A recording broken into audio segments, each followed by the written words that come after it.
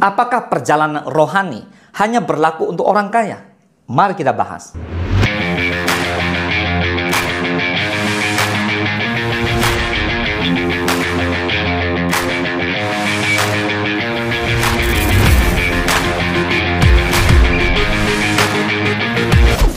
Yakobus 2 ayat 5 firman Tuhan berkata, "Dengarkanlah hai saudara-saudaraku yang kekasih, bukankah Allah memilih orang-orang yang miskin di dunia ini untuk menjadi kaya dalam iman dan menjadi ahli waris kerajaan yang telah dijanjikannya kepada barang siapa yang mengasihi Dia?" Katakan amin. Bapak Ibu semua, kita akan mulai dari satu pertanyaan. Apakah benar orang miskin tidak bisa mengalami pertumbuhan rohani seperti orang kaya? Apakah kekayaan menentukan kedekatan kita dengan Tuhan? Jawabannya, ya jelas tidak. Matius 25 ayat 40 firman Tuhan berkata, "Dan raja itu akan menjawab mereka, Aku berkata kepadamu, sesungguhnya segala sesuatu yang kamu lakukan untuk salah seorang dari saudaraku yang paling hina ini, kamu telah melakukannya untukku." Orang yang paling hina ini siapa? Saudara yang paling hina ini siapa? Tuhan sedang menjelaskan tentang seorang yang miskin. Jika kita memberkati, melakukan sesuatu untuk orang miskin, artinya apa? Artinya kita melakukan buat Tuhan. So, kita harus menyatakan kasih kita kepada Tuhan melalui perbuatan kasih dalam bentuk amal dan sedekah. Firman Tuhan jelas menyatakan bahwa apa yang kita lakukan kepada orang miskin dan berkekurangan adalah bukti bahwa kita mengasihi Tuhan. Dan itu sama dengan kita melakukannya untuk Tuhan. Amin. Yang kedua, fakta umum dalam masyarakat. Nah, ada anggapan bahwa hanya orang kaya yang punya waktu, akses, dan fasilitas untuk bertumbuh secara rohani. Ya, bisa ikut retret lah, bisa beli CD rohani lah, bisa beli buku rohani lah, dan sebagainya. Namun Alkitab menunjukkan bahwa kekayaan bukan syarat utama bagi pertumbuhan rohani. Amin. Nah, Bapak Ibu semua, perjalanan rohani adalah undangan ilahi untuk semua orang. Bukan hak istimewa berdasarkan ekonomi, melainkan panggilan berdasarkan kasih Allah. Kita bisa lihat begitu banyak contoh dalam perjanjian lama maupun perjanjian baru. Salah satunya adalah seorang Petrus. Petrus hanya seorang nelayan, tapi dipanggil Tuhan dengan panggilan yang begitu luar biasa.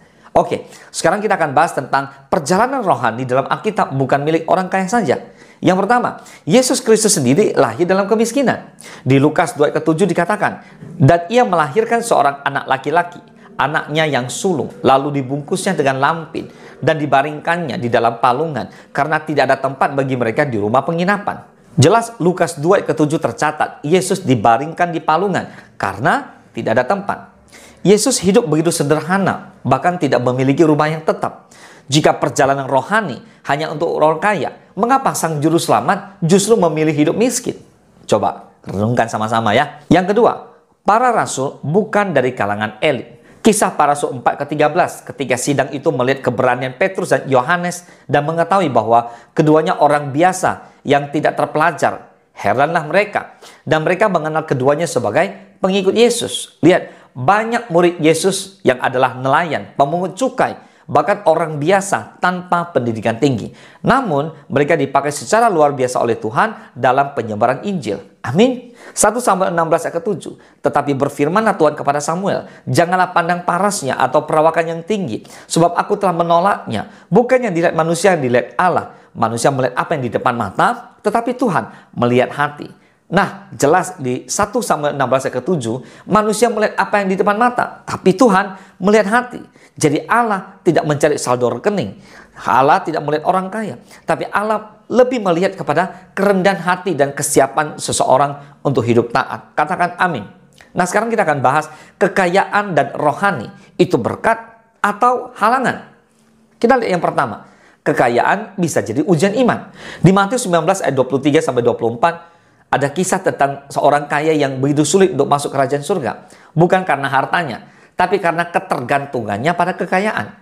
Jadi hati-hati, kekayaan bisa membuat orang merasa tidak butuh Tuhan. Yang kedua, tapi kekayaan juga bisa jadi berkat bila dikelola dengan benar. Contoh Yusuf di Mesir, Abraham, Ayub setelah pemulihan luar biasa. Bahkan menjadi orang terkaya yang di zamannya. Nah, kuncinya adalah kekayaan bukan penghalang jika tidak menjadi tuan dalam hidup kita. Yang mengendalikan kita adalah Tuhan. Dan kekayaan itu dikendalikan oleh kita. Amin. Nah, kita lanjut. Apa yang dibutuhkan untuk sebuah perjalanan rohani? Nah, ini penting. Yang pertama, kerinduan yang tulus. Di Mazmur 42 ayat kedua firman Tuhan berkata, seperti rusa yang merindukan sungai yang berair. Demikian jiwaku merindukan Engkau ya Allah.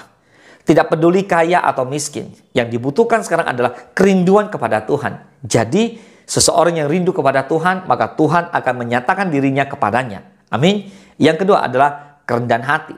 Orang miskin sering lebih bergantung pada Tuhan karena tidak punya kekuatan lain, tidak punya harta, tidak punya apa-apa. Dan ini membuka jalan bagi pertumbuhan rohaninya. Makanya semakin orang yang menghadapi berbagai tantangan, rintangan, kesulitan, penderitaan, seringkali jauh lebih rendah hati daripada orang yang bergantung pada kekayaan. Nah, yang ketiga adalah tentang ketaatan. Matius 7 ayat ke-24 firman Tuhan berkata, setiap orang yang mendengar perkataanku ini dan melakukannya, ia sama dengan orang yang bijaksana yang mendirikan rumahnya di atas batu. Jadi, setiap orang yang mendengarkan perkataan Tuhan dan melakukannya, artinya perjalanan rohani ditentukan oleh respons, bukan oleh status sosial. Baik Bapak Ibu semua, saya akan simpulkan dari Let's Talk firman Tuhan hari ini. Yesaya 55 ayat pertama. Ayo, hai semua orang yang haus, marilah dan minumlah air. Dan hai orang yang tidak mempunyai uang, marilah, terimalah gandum tanpa uang pembeli dan makanlah. Juga anggur dan susu tanpa bayaran. Bapak Ibu semua, perjalanan rohani tidak ditentukan oleh kekayaan. Catat baik-baik. Tidak ditentukan oleh pendidikan dan fasilitas atau posisi sosial. Dan Tuhan mengundang semua orang untuk datang kepadanya. Dan dikatakan bahwa, hai semua orang yang haus, marilah dan minumlah. Amin. Pertanyaannya, apakah kita sudah sungguh-sungguh memulai perjalanan rohani kita bersama Tuhan? Atau kita masih menunggu kondisi kita ideal, baru kita ikut Tuhan? Jangan banyak alasan. Mari hari ini, lakukan dengan komitmen, dengan sungguh-sungguh, bangun perjalanan rohanimu, berjalan bersama Tuhan setiap hari. Boleh katakan amin? Tuhan Yesus memberkati.